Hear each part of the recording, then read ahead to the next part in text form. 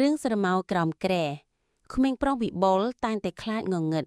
រាល់យប់ពេលគាត់គេងគាត់តែងតែឮសំឡេងប្លែកៗចេញពីក្រោមក្រែរបស់គាត់